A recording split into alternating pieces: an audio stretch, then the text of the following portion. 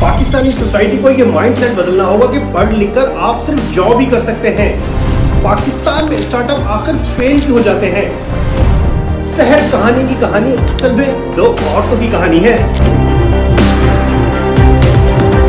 अस्सलाम वालेकुम दोस्तों, पाकिस्तान जैसे मुल्क जहां एंटरप्रेन्योरशिप का सफर मुश्किल समझा जाता है, तो वहां दो औरतों ने टेलीमेडिसिन इंडस्ट्री में ऐसी मिसाल कायम की जो सोसाइटी और नए एंटरप्रेन्योर्स के लिए एक इंस्पिरेशन है।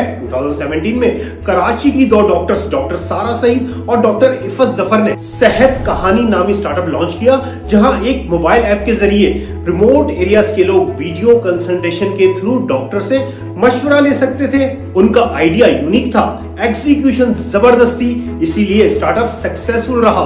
लेकिन हर स्टार्टअप इतना लकी नहीं होता।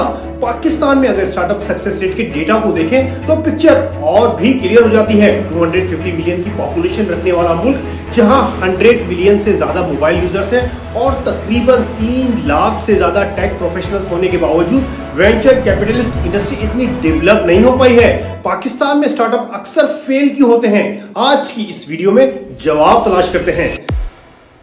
सबसे पहले पाकिस्तान में स्टार्टअप फंडिंग के डेटा को देखें तो ये लास्ट 5 इयर्स में फ्लक्चुएट होता नजर आ रहा है। पाकिस्तानी स्टार्टअप ने 2021 में $365.8 मिलियन की फंडिंग हासिल की, जो लास्ट 5 ईयर में सबसे ज्यादा थी, जबकि 2023 में स्टार्टअप फंडिंग सिर्फ $75.6 मिलियन रही, जो 2021 के कंपैरिजन में काफी कम थी। और मजीद हैरत की बात यह है कि 2023 में 50% से ज्यादा फंडिंग सिर्फ लास्ट क्वार्टर में हुई।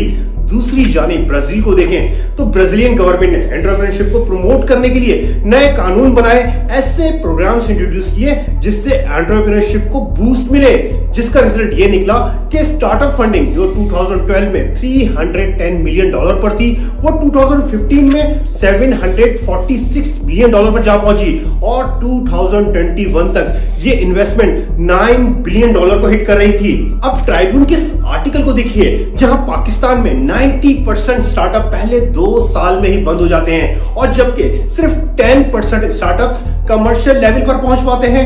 इन 90% स्टार्टअप के फेलियर्स के पीछे इन 5 रीजन में से एक ना एक सब में मिलेगा। Economic and political instability, lack of venture capital and investment, unsupportive regulatory environment, talent shortage, market readiness and consumer behaviour issues. Political और इकोनॉमिक इंस्टेबिलिटी कैसे स्टार्टअप्स को अफेक्ट करती है, इसको कार फर्स्ट नामी स्टार्टअप से समझते हैं, जो 2016 में लॉन्च किया गया। ये यूज्ड कार की ऑनलाइन परचेज और सेल करता। इन्होंने कराची, इस्लामाबाद और लाहौर में सर्विस सेंटर्स ओपन किए, जहां कार्स की फ्री इंस्पेक्शन की जाती और इंस्टेंट कोड और क्विक पेमेंट के थ्रू कार परचेज की जाती। ये आइडिया काफी इनोवेटिव था, लेकिन कार फर्स्ट को ट्रेडिशनल डीलर्स और इनफॉर्मल नेटवर्क की तरफ से काफी टफ कंपटीशन देखने को मिला। तो वहीं economic instability, inflation rate, currency loss और इंटरेस्ट रेट ने कंज्यूमर की स्पेंडिंग पावर पर भी असर किया, तो इसकी सेल्स और प्रॉफिटेबिलिटी पर भी फर्क पड़ा। इनके लिए अपने ऑपरेशंस को मैनेज करना और इन्वेस्टर्स के लिए प्रॉफिटेबल रहना मुश्किल से मुश्किल होता गया।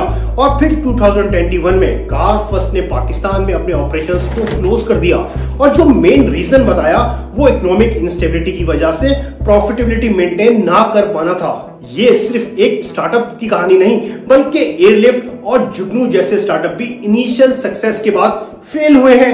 पाकिस्तान का स्टार्टअप इकोनॉमिक फुल पोटेंशियल पर तभी पहुंच सकता है जब हम सिर्फ प्रॉब्लम्स को डिस्कस ना करें, बल्कि उनका सॉल्यूशन भी तलाश करें। स्टार्टअप को कामयाब बनाने की जिम्मेदारी सिर्फ गवर्नमेंट की नहीं, बल्कि आप भी अपना रोल प्ले कर सकते हैं।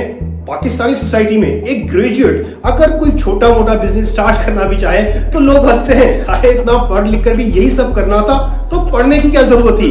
ये सोच हम सबको मिलकर बदलनी होगी, जबकि गवर्नमेंट स्पेसिफिक स्टार्टअप जोन्स बना सकती है, जहां स्टार्टअप कंपनीज के लिए ऐसे लॉज लाए जाए जो इनको फेवर करते हो।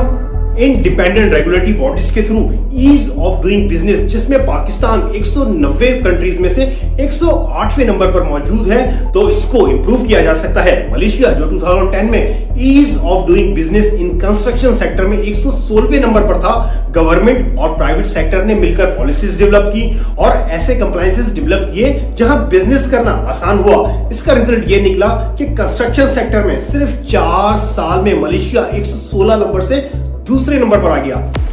फिर ट्रांसपेरेंसी स्टार्टअप के लिए न्यू इन्वेस्टर्स को अट्रैक्ट करने में काफी हेल्प देगी, जबकि गवर्नमेंट एंटरप्रेन्योरशिप सपोर्ट प्रोग्राम और इंसेंटिव प्रोग्राम इनिशिएट कर सकती है। स्पेशल स्टार्टअप जोन्स में लो टैक्स रेट हो जिससे यंग एंटरप्रेन्योर्स को इंकरेज किया जा सके, और टेक्नोलॉजी इक्विप्ड डेस्क जहां इनकी क्यूरीज फास्ट ट्रैक पर रिजॉल्व हो। और अगर आपको ये वीडियो इन्फॉर्मेटिव लगी है तो लाइक का बटन दबाइए और मजीद आने वाली ऐसी वीडियोस को देखने के लिए सब्सक्राइब का बटन दबाइए। शुक्रिया।